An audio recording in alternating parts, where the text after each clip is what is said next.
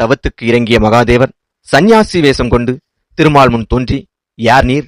இந்த ஆழவனந்தனிலே என்னை நினைத்து தவசு இருப்பதற்கான காரணம் என்ன என்று கேட்டார். அதற்கு திருமால், குரோனி என்னும் அசுரனானவன் கைலை முதல் யமலோகம் வரையும் சக்தி சிவன் வரையும் அகிலம் முழுவதையும் விளங்கிவிட்டான். நான் ஏதோ ஒரு உபாயத்தால் தப்பி வந்து இங்கு உமை நினைத்து தவசி இருக்கிறேன் என்று முன்பு குரோனியால் இந்த அகிலமே பட்ட பாட்டையெல்லாம் எடுத்துரைத்து, அப்படிப்பட்ட மோசமான நீசனாகிய குரோனியை 6 துண்டமாக நான் வெட்டி இந்த தொல்புவியிலே வெட்டிடுவதற்கான கடினமான ஒரு வரத்தை தாங்கள் தர வேண்டும் என்பதற்காக தவசிருக்கிறேன் என்று திருமால் ஈஸ்வரிடம் எடுத்துரைப்பார். இதை கேட்ட ஈஸ்வரனார் சொல்வார், திருமாலே, கேடனாகிய குரோனிதனை 6 துண்டுகளாக தாங்கள் வெட்டி இந்த தொல்புவியிலே விட்டெறிந்தால் அவனுடைய உதிரமானது ஒவ்வொரு யுகத்திலும் சூரகுலமாய் பிறக்கும்.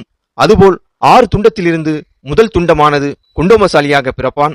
அதுபோல் ஒவ்வொரு யுகத்திலும் அவனுடைய துண்டமானது அசுரனாகவும் உதிரமானது அசுர குலமாகவும் பிறந்து இந்த அவனிக்கு பெரும் தீங்கை ஏற்படுத்துவார்கள்.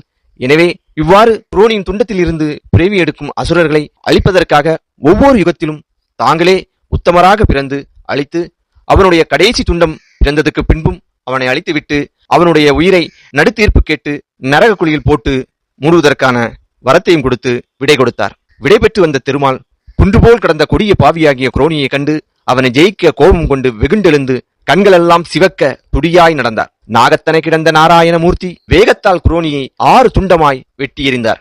அவனுடைய துண்டமானது தொல்புவியிலே பிண்டம் பிண்டமாக போடப்பட்டு அவனுடைய உதிரமானதும் கொந்து கொந்தாய் குளம்போல் குண்டு வெட்டி அதிலே உதிரத்தையும் போட்டு உயர்ந்த பீடம் போட்டு அதில் ஒரு பீடத்தை சதுர யுகம் என வகுத்தார்கள். அவ்யுகத்தில்